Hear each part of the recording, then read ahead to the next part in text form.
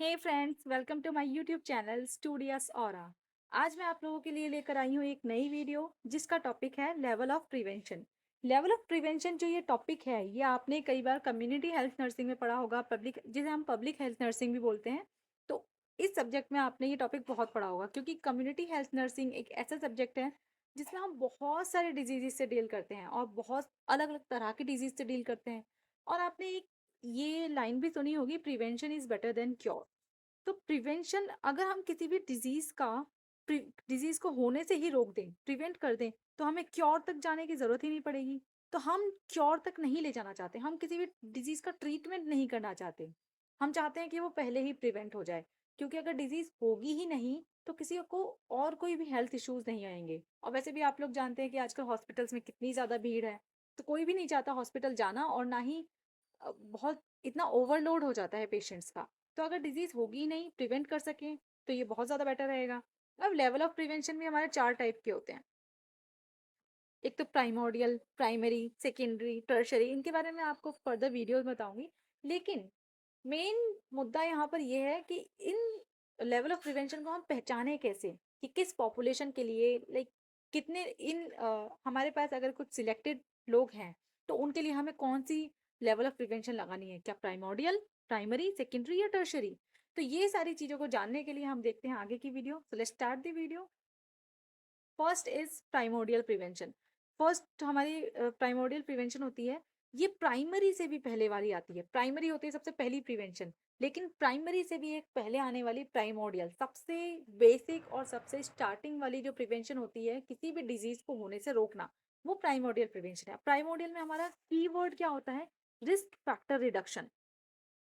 हम यहाँ पे किसी डिजीज को प्रिवेंट नहीं कर रहे हैं, यहाँ पे हम डिजीज के रिस्क फैक्टर को ही प्रिवेंट कर रहे हैं। अगर कोई रिस्क ही नहीं होगा डिजीज होने का तो डिजीज तो ऑटोमेटिकली नहीं होगी। जैसे कि आप लोगों को पता है सबसे पहली चीज क्या होती है किसी डिजीज को होने के लिए, उसके रिस्क फैक्टर्स। रिस्क फैक्टर्स के बाद उसके कॉजेज आते हैं पूरे, उसके बाद हमारी डिजीज होती है। तो डिजीज अगर हम रिस्क फैक्टर को ही यहीं पे स्टॉप कर दें, प्रिवेंट कर दें कि भाई रिस्क होना ही नहीं है, जो भी रिस्क था हम उस पर एक्सपोज ही नहीं होंगे, हमें कोई रिस्क लेना ही नहीं है अपनी हेल्थ के लिए, तो आगे जाके डिजीज होगी नहीं। जब डिजीज नहीं होगी तो ये प्रिवेंशन हो जाएगा। तो ये सबसे पहला वाला प्रिवेंशन है कि हम पहली वाली चीज जो डिजीज को, किसी भी डिजीज को होने के लिए जो सबसे स्टार्टिंग वाली चीज होती है उसे ही रोक देना। तो अब इसका जो टारगेट होता है ना, वो हमारी एंटायर पॉपुलेशन होती है। यानी कि पॉपुलेशन में कुछ लोग हमने सिलेक्ट कर लिया या कोई एक ऐसा एरिया जहाँ पे कोई भी डिजीज एंडेमिक हो, ऐसी कुछ नहीं होता। ये एक एंटायर पॉपुलेशन में बेस्ड है, क्योंकि एंटायर पॉपुलेशन, रिस्क फैक्टर तो हर जगह है, कहीं नहीं भी है तो आ सकता है। तो उस रिस्क फैक्टर को प्रिवेंट करने के लिए, उसे रिड्यूस करने के लिए हम प्राइमोडियल प्रिवेंशन हर जगह अपना सकते हैं, पूरी की पूरी पॉपुलेशन पे इसे लगा सकते हैं। तो इसमें हमारा जो फोकस होता है वो सोशल और एनवायरमेंटल कंडीशन से होता है। अगर हमारा एनवायरनमेंट क्लीन रहेगा, हमारी सोसाइटी इतनी अवेयर होगी कि वो अपनी हेल्थ के लिए अच्छे अच्छे प्रिवेंटिव मेजर्स ले सके, अपनी हेल्थ को प्रमोट कर सके, तो ये सारी चीज़ें हमारी प्राइमोडियल प्रिवेंशन में आएगी। नेक्स्ट यहाँ पे अब हम प्राइमोडियल प्रिवेंशन को कैसे अप्लाई कर सकते हैं, तो इसके लिए हमारे पास कुछ मेजर्स होते हैं, जैसे कि लॉज एंड नेशनल पॉलिसीज। तो ये जितने भी लॉज और नेशनल पॉलिसीज बनी है ना हेल्थ के रिगार्डिंग, लाइक ये कुछ गवर्नमेंट की नेशनल पॉलिसीज हैं, नेशनल हेल्थ पॉलिसीज जो बन रही है, ये सारी चीजें क्या करवाती हैं, हमें प्राइमोडियल प्रिवेंशन पे फोकस करती हैं कि रिस्क फैक्टर को ही नहीं आने देना है, तो कोई डिजीज आएगी ही नहीं। नेक्स्ट, अब यहाँ पे जो ये प्राइमोडियल प्रिवेंशन है, ये अर्लीस्ट प्रिवेंशन है। सबसे पहले मैंने आपको बताया था प्राइमरी से भी पहले वाली, स्टार्टिंग की, इससे पहले वाली कोई प्रिवेंशन है ही नहीं। अगर आपको कोई भी चीज, कोई भी डिजीज प्रिवेंट करनी है तो आपको प्राइमोडियल से ही स्टार्ट करना पड़ेगा। ओके, अगर आपको रिस्क फैक्टर को ही रिड्यूस करना है, देन यहाँ पर हम, मेन एम होता है कि बच्चों को जितना हम रोक सकते हैं ना एक्सपोजर से, उतना उन्हें रोका जाए। जो children to decrease as much risk exposure as possible, like risk से एक्सपोज ही ना होने दें अगर बच्चों को। तो अगर जो चिल्ड्रन हैं वो एक्सपोज ही नहीं होंगे रिस्क फैक्टर से, तो आगे जाके उन्हें कोई रिस्क फैक्टर होगा ही नहीं, कोई डिजीज होने की कोई संभावना ही नहीं है ना। तो दिस इज प्राइमोडियल प्रिवेंशन। अब ये टारगेट करती है underlying stage of natural disease by targeting the underlying social conditions that promote disease onset. तो ये क्या करता है, डिजीज ऑनसेट को प्रमोट करने वाली जो चीजें हैं ना, डिजीज ऑनसेट को प्रमोट कौन करता है? ऑब्वियसली रिस्क फैक्टर प्रमोट करते हैं। तो इसी चीज को टारगेट करके इसको स्टॉप कर देती है, इसे रिड्यूस कर देती है। जितना हम कर सकते हैं ना अपनी तरफ से, उतना हम इसे रिड्यूस करते हैं। तो this is your primordial prevention. अब इसके कुछ एग्जाम्पल्स हम ले लेते हैं। जैसे कि decrease the risk factor for obesity. आजकल क्या होता है, obesity, cardiovascular disease, type 2 diabetes mellitus, ये सारी चीज़ें बहुत ज़्यादा बढ़ रही हैं। तो अगर हम इन्हीं चीज़ों को रोक सकें, लाइक कार्डियोवास्कुलर डिजीज है हमारा, ये जो सीवीएस है, इसे आप कैसे रोक सकते हैं? फॉर एग्जाम्पल कार्डियोवास्कुलर डिजीज होती कैसे है, आप बहुत ज़्यादा ऑयली, बहुत ज़्यादा लाइक ट्राइग्लिसराइड्स वगैरह खाते हो, उसकी वजह से हो सकता है। इतना बाहर का जंक फूड खाने से ओबेसिटी, ओबेसिटी एक बहुत बड़ा रिस्क फैक्टर है इन चीज़ों के लिए। तो ओबेसिटी को ही अगर हम रोक दें तो हमें कार्डियोवास्कुलर डिजीज होने के चांसेस कम हो जाएंगे ना। मैं ये नहीं कह रही कि बिल्कुल ही होगा ही नहीं, क्योंकि रिस्क फैक्टर काफ़ी सारे होते हैं, किसी एक डिजीज का एक पर्टिकुलर रिस्क फैक्टर नहीं होता। बट अगर आप एक एक करके सारे रिस्क फैक्टर्स को कम करते जाएं तो वो डिजीज होगी ही नहीं, उसके चांसेस ही बहुत नेग्लिजिबल हो जाएंगे। तो this is your primordial prevention. Next is your primary prevention. Primary prevention में क्या होता है, इसमें इसमें हम फोकस करते हैं ससेप्टेबल पॉपुलेशन या फिर इंडिविजुअल पे। यहाँ पे हम, वहाँ हम पूरी की पूरी एंटायर पॉपुलेशन पे बात कर रहे थे, यहाँ पे ससेप्टेबल पॉपुलेशन या फिर इंडिविजुअल। तो यहाँ पर क्या चीज है, वहां हमने रिस्क फैक्टर को रोका। यहाँ पर हम क्या कर रहे हैं, primary purpose of the primary prevention is to prevent और डिजीज फ्रॉम एवर अकरिंग। बीमारी को होने से रोकना है। यहाँ पे रिस्क फैक्टर प्रेजेंट है, वहां पे रिस्क फैक्टर थे या नहीं थे, हमें उन्हें प्रिवेंट करना था। यहाँ पे रिस्क फैक्टर प्रेजेंट है। अब हमें क्या करना है कि कोई भी बीमारी होने का रिस्क है, फॉर एग्जाम्पल कि हार्ट अटैक होने का रिस्क है, कोलेस्ट्रॉल बढ़ा हुआ है, हार्ट अटैक होने का रिस्क है, या फिर लाइफस्टाइल हेल्दी नहीं है, कुछ बाहर का बहुत ज़्यादा ऑयली, बहुत ज़्यादा इस तरह का खाना खाते हैं जिसकी वजह से हार्ट अटैक हो सकता है। तो ये रिस्क फैक्टर प्रेजेंट है, लेकिन हमें फिर भी रोकना है हार्ट अटैक से, हमें कार्डियोवास्कुलर डिजीज को रोकना है, उसे रिड्यूस करना है, प्रिवेंट करना है। तो ये हो गई हमारी प्राइमरी प्रिवेंशन, जहाँ पे रिस्क फैक्टर प्रेजेंट होते हैं, हमें डिजीज को प्रिवेंट करना है। तो इसका जो टारगेट पॉपुलेशन है ना, वो हेल्दी इंडिविजुअल होते हैं मोस्टली। जब तक डिजीज नहीं आई है तब तक तो हेल्दी है ना। अब चाहे वो बाहर का खा रहे हैं, कुछ भी खा रहे हैं, मे बी सब क्लिनिकल कोई कंडीशन हो, लेकिन बाहर से दिख रहा है कि इंडिविजुअल हेल्दी है, उसे कोई सिम्टम नहीं आ रहे हैं, तो ये हेल्दी इंडिविजुअल के लिए होती है mostly primary prevention.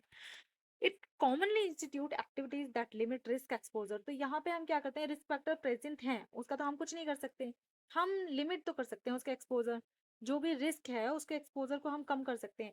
For example, जैसे कि मैंने आपको बताया कि कोई इंसान है बाहर जाके बहुत ज्यादा जंक फूड खा रहा है, छोले भटूरे खा रहा है, बहुत ज्यादा ऑयली फूड खा रहे हैं, तो उसमें, या फिर पिज्जा खा रहे हैं विद एक्स्ट्रा चीज, लोडेड लोडेड, तो इससे इन चीजों से क्या होता है, कार्डियोवास्कुलर डिजीज होने के चांसेस बहुत बढ़ जाते हैं। लेकिन ये तो रिस्क फैक्टर प्रेजेंट है। अब हम क्या कर सकते हैं, ये तो नहीं कह सकते किसी पेशेंट से कि भाई मत खाओ, बिल्कुल नहीं खाना। वो कहेगा क्यों नहीं खाऊं, मैं तो हेल्दी हूँ, मुझे तो आज तक कुछ नहीं हुआ।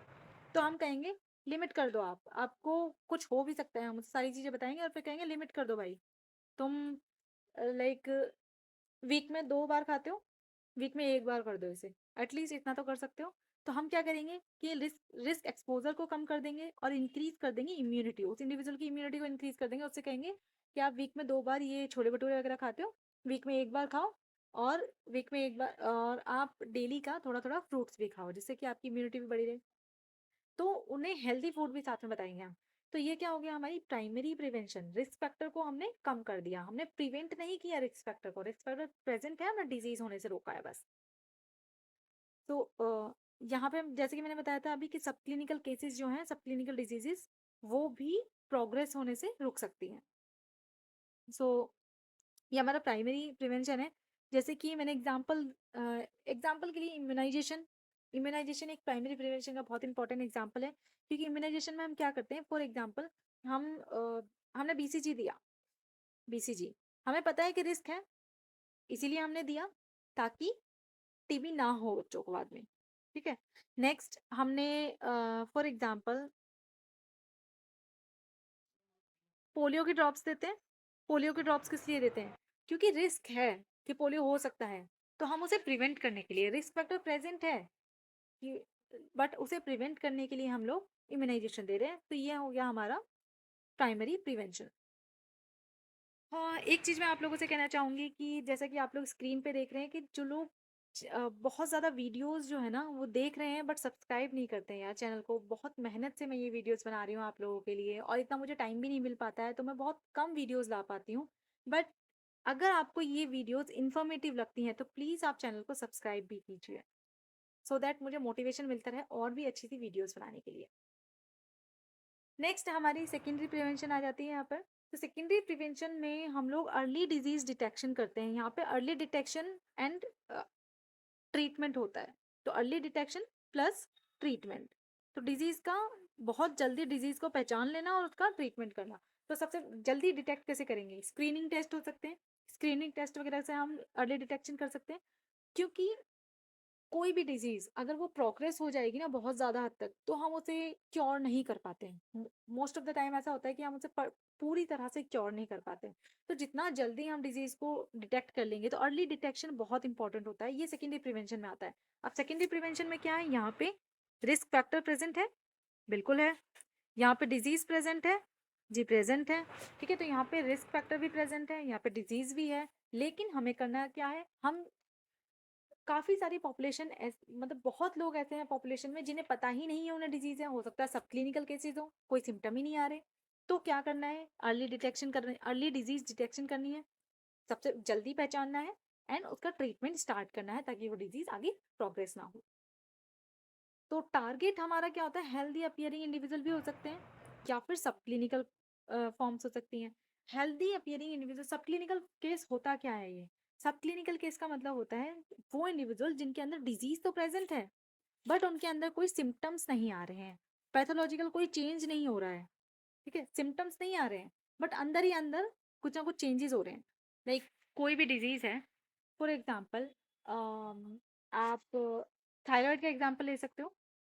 थायराइड के हार्मोन कोई कोई भी चेंजेस नहीं आ रहे हैं, लाइक बॉडी में कोई भी चेंजेस दिखाई नहीं दे रहे, कोई सिम्टम्स नहीं आ रहे किसी तरह के। लेकिन अगर आप चेक कराने जाते हो तो कभी कभी ऐसा होता है कि आपका जो थायराइड है वो अबनॉर्मल लिमिट्स में आता है।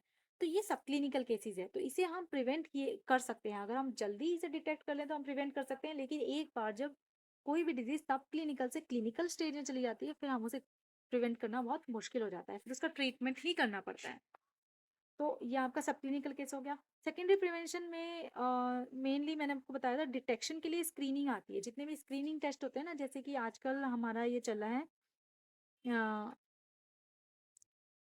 NPCD-CS, ये प्रोग्राम हमारा चल रहा था। तो ये क्या होता है कि हम स्क्रीनिंग प्रोग्राम कर रहे हैं। यहाँ पे नॉन कम्युनिकेबल डिजीजेज जितनी भी थी उसके लिए हम स्क्रीनिंग प्रोग्राम कर रहे थे ताकि अर्ली डिटेक्शन हो सके। ऐसी पॉपुलेशन का भी जिन्हें सिम्टम ही नहीं आ रहे हैं या जिन्हें पता ही नहीं है कि ये डिजीज कितनी डेंजरस हो सकती है, क्योंकि कम्युनिकेबल नहीं है तो लोगों को पता ही नहीं चलता है। तो इसके लिए स्क्रीनिंग प्रोग्राम्स होते हैं, तो ये हमारा सेकेंडरी प्रिवेंशन में आता है। तो जो बेस्ट एग्जाम्पल है वो क्या हो सकते हैं? जैसे कि पेप्समेयर टेस्ट, कि पेप्समेयर टेस्ट करवाते हैं लोग सर्वाइकल कैंसर के डिटेक्शन के लिए। तो ये पेप्समेयर टेस्ट होता है, ये सब क्लिनिकल स्टेज को भी आइडेंटिफाई कर लेता है। प्रोग्रेस होने से पहले अगर कोई सब क्लिनिकल स्टेज है ना, पेप्समेयर से पता चल जाएगा सर्वाइकल कैंसर की, सर्वाइकल कैंसर है।